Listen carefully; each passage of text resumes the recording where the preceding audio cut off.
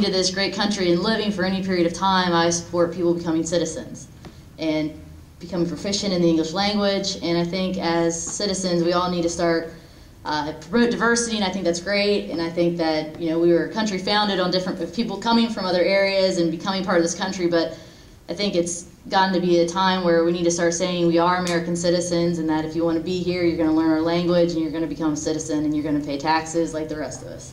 So I would definitely not support that bill.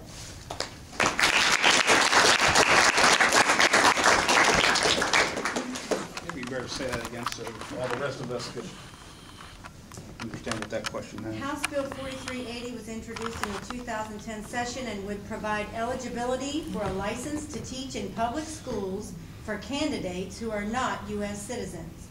Candidates may be granted a permit to teach after obtaining a satisfactory score on a test of English language proficiency, providing evidence of a resident alien card, and meeting other requirements established by the state board. I can't see myself supporting that. I know I've been on a number of pieces of legislation that have tried to address the use or potential use of illegal immigrants or non-citizens for public jobs. So, you know, again, I still need more information on that. I can't, it doesn't sound like a bill that I would support upon having further information. And I assume, again, and that's why it's important to know what's in the bills, either because you've read the bill yourself and you've read it after it's been amended, or you have spoken with other people that you trust, your fellow Republicans on education, for instance, in this case, to know really what all the effects of the bill are.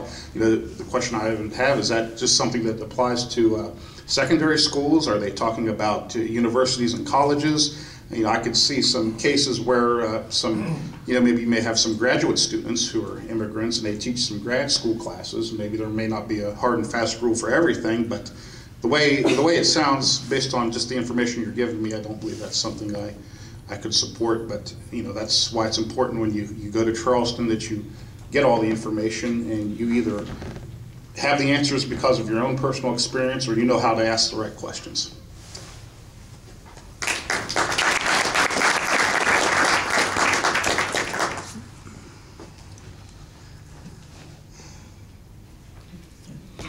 I mean, the fact that this is even being talked about just is, wow. I mean, what is wrong with our education system that we have to, you know, grant special privileges to, you know, is it illegal? Is it illegal immigrants? They're not U.S. citizens. Okay, well, I mean, okay, education, public education is a government function, okay? There is no efficiency in government, okay, because there's no profit motive, okay? And for whatever reason that we would need to bring in non-U.S. citizens to teach our children, okay? I mean, for whatever reason it is that an American citizen would not want to teach the particular class or anything like that, I mean, why? Well, are they not being paid enough? Well, we already know that teachers are underpaid, and well, yeah, because they're in government, and you know, there's not enough money allocated to that, and there's no efficiency. So, you know, I just don't understand why, you know, we would need to bring in non-U.S. citizens, and the answer is because the education system, the way it is busted up. You know, teachers are not paid well, okay, and a lot of them won't. You know, they don't want to teach, you know, anything more than what they're being paid for, okay, and that's understandable, but for crying out loud. I mean, no, I wouldn't support this bill, and I don't understand why we're even talking about this. I mean, you know, immigration is a hot topic. I understand that, but you know, let's just fix education and do it the right way. Thanks.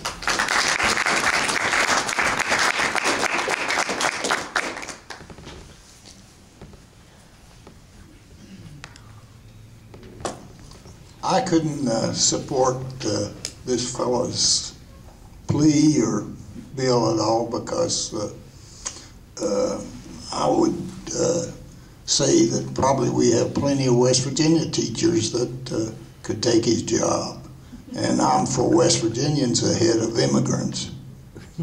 It's a prejudice maybe, but so be it.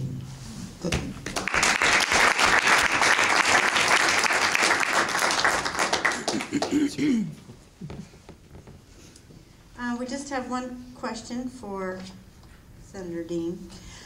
Senate Bill 455 was introduced and would require a DNA sample to be submitted from anyone 18 years or older who has been arrested for a felony. Would you support that bill? Well, first of all, let me say, I believe, John, there were over 2,000 bills introduced and 300 passed. So some of the questions you're asking are subjects that's not even discussed. It's just some off-the-wall idea somebody has, and you're asking us to comment on that, which we've never discussed in committee. Like I said, somebody just introduced a bill off the wall, and they're really not meaningful meaningful subjects before the legislature. As far as the specific question is concerned, it would go to the Judiciary Committee whether or not you take a DNA sample from anybody under 18. Was that the question? No, 18 years or older. Take a DNA sample from everybody? Require a DNA sample to be submitted from anyone 18 years or older who has been arrested for a felony.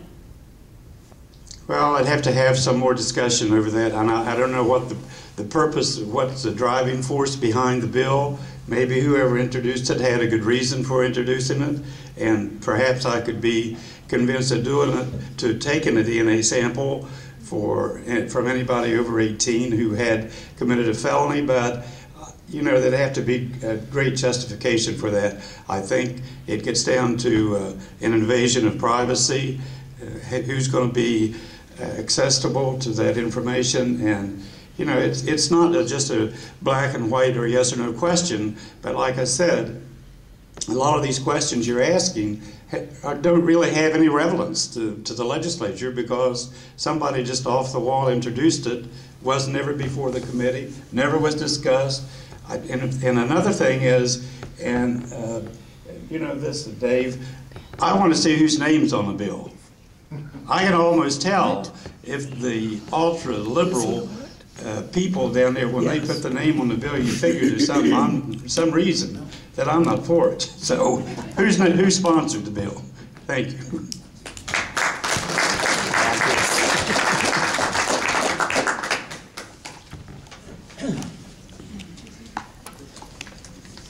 Okay, these are questions for our first congressional district candidates. This just says, I saw the YouTube message. Can you explain all the lawsuits? I don't know if it goes with another card.